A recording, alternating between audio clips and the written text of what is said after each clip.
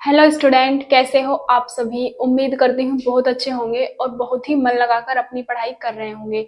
मैं प्रिया स्वागत करती हूँ आपका आपके यूट्यूब चैनल प्री 10 क्लासेस में, जहाँ पर हम पढ़ रहे हैं आज क्लास 12 का फिजिक्स का चैप्टर नंबर 2 का हमारा टॉपिक है गॉस की प्रमेय की सहायता से कूलॉम के नियम का निगमन।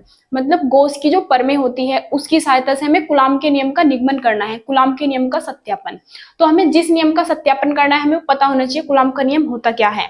तो हमें देखो सिद्ध क्या करना है। कूलॉम का नियम ये कहता है जो बल होता है वो किसके बराबर होता है, 1/4πε0 क्यू क्यू जीरो, मतलब Q1 Q2 ले सकते हैं, Q0/r²। तो हमें ये सिद्ध करके दिखाना है, ठीक है, किसकी प्रमेय की सहायता से, गॉस की। तो हमने क्या ले लिया, हमने एक ये गॉसियन पृष्ठ ले लिया है।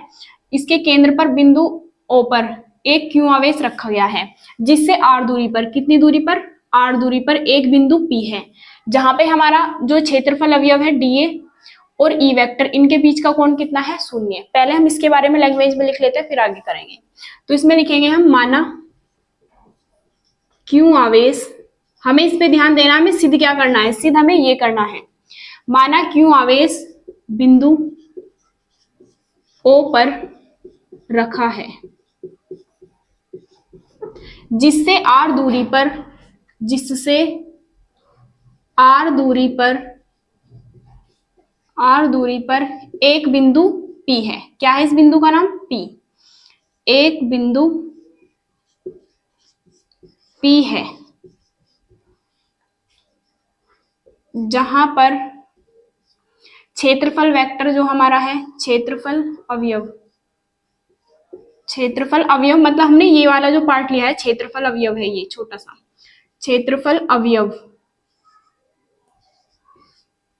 ये क्या होता है, डी ए वेक्टर व ई वेक्टर के बीच कोण कितना है, 0। के बीच कोण 0 है। 0 क्यों है, क्योंकि हमारा डीए वेक्टर भी इसी दिशा में है, ई वेक्टर भी इसी दिशा में, दोनों के बीच का कोण 0 है, 0 है। अब हम लिखेंगे क्षेत्रफल अवयव से गुजरने वाला वैद्युत फ्लक्स। तब क्षेत्रफल अवयव से, क्षेत्रफल अवयव से गुजरने वाला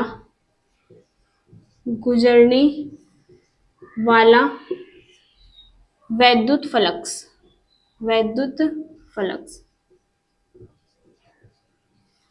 क्या होता है हमारा वैद्युत फ्लक्स, डी फाई ई बराबर होता है ई वेक्टर डॉट डीए वेक्टर।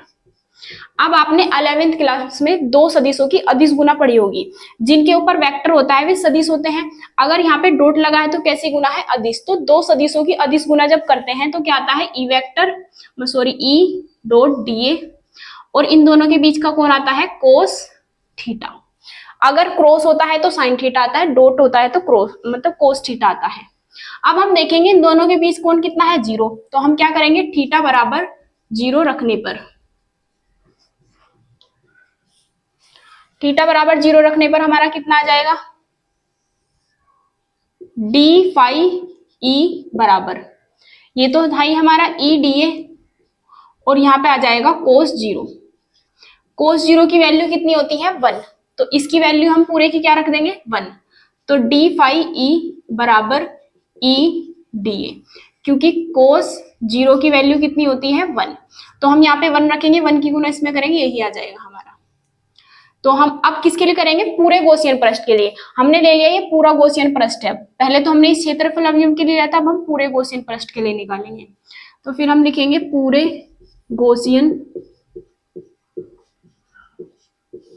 पृष्ठ के लिए, पृष्ठ के लिए वैद्युत फ्लक्स, वैद्युत फ्लक्स पूरे गॉसियन पृष्ठ के लिए कितना होगा, देखो जो हमारा ये था क्षेत्रफल अवयव, इसके लिए तो था डी फाई ई, तो पूरे गॉसियन पृष्ठ के लिए हो जाता है हमारा फाई ई, और इसका क्या कर देंगे हम, समाकलन डी फाई ई।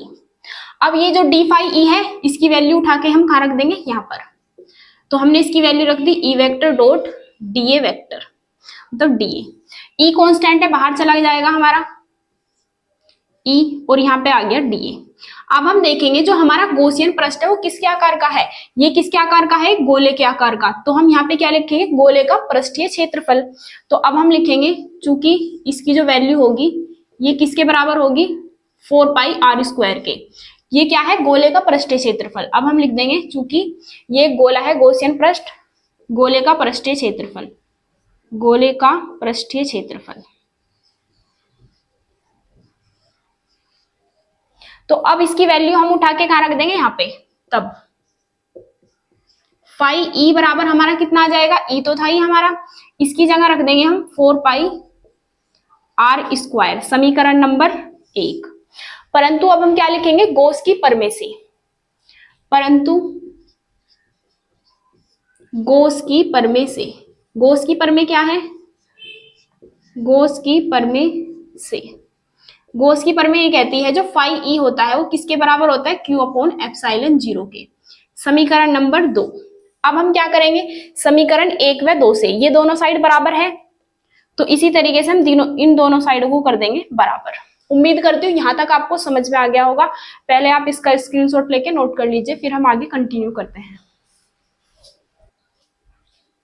अब हम आगे देखते हैं। अब आगे हम लिखेंगे समीकरण 1 व 2 से, इन दोनों समीकरणों को देखेंगे। ये साइड भी हमारी बराबर है, मतलब इक्वल, ये दोनों साइड इक्वल है, तो ये दोनों साइड हम क्या रख देंगे, इक्वल। तो इसमें हम लिखेंगे समीकरण 1 व 2 से, ये दोनों साइड इक्वल है तो ये बराबर हो जाएगी ई, ब्रैकेट में है 4 पाई आर स्क्वायर बराबर, यहाँ पे आ जाएगा क्यू अपॉन एप्सिलॉन 0। अब ये जो है 4 पाई आर स्क्वायर, ये कहाँ आएगा, बटे में, तो ई की वैल्यू कितनी आ जाएगी हमारी, 1 अपॉन 4 पाई आर स्क्वायर, और इंटू ये था ही हमारा Q upon epsilon 0, Q upon epsilon 0। अब हमें क्या करना है, अब हम सॉरी ये आर स्क्वायर है, एप्सिलॉन 0 को इधर रख देंगे, आर स्क्वायर को इधर रख देंगे, तो ई बराबर हमारा कितना आ गया, 1 अपॉन 4 पाई, एप्सिलॉन 0 इधर चला गया, और into q upon r square हमारा इधर आ जाएगा। अब इसे हम यहीं पे रोक देंगे, इक्वेशन नंबर 3। अब हम लिखेंगे यदि जो हमारा बिंदु P है, यहाँ पे हम Q0 आवेश रख दें, तब इस पे क्या लगेगा, बल। तो हम इस पे लिखेंगे यदि बिंदु P पर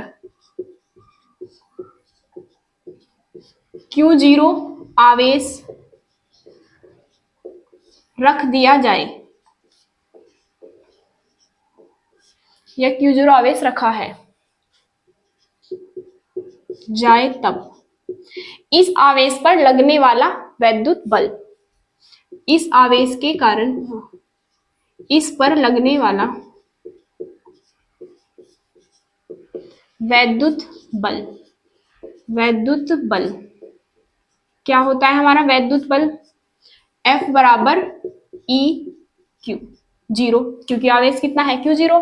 अब हम क्या करेंगे, समीकरण 3 से E की वैल्यू उठा के यहां रख देंगे, तो हम क्या लिखेंगे, समीकरण 3 से E का मान रखने पर, E का मान रखने पर, तो F बराबर हमारा कितना आ जाएगा, E की वैल्यू उठा के रखेंगे 1 upon 4 pi epsilon 0 into q upon r square, into Q0 हमारे यहीं पे आ गया। अब देखो मैंने आपको कूलाम का नियम क्या बताया था, यही तो बताया था, F बराबर किसके होता है, 1 upon 4 pi epsilon 0 into Q0 upon r square, यही क्या था, कूलाम का नियम। तो इसमें हम लिख देंगे जो कूलाम का नियम है, जो कूलाम का नियम है, का नियम है। उम्मीद करती हूँ आपको समझ आ गया होगा। अब आप इसका स्क्रीनशॉट लेके नोट कर सकते हैं, और अगर आप हमारे चैनल पर नए आए हैं तो चैनल को सब्सक्राइब जरूर कर लीजिए और वीडियो को लाइक करना ना भूलें। मिलते हैं अगली वीडियो में, तब तक के लिए जय हिंद जय भारत। अब आप नोट कर सकते हैं।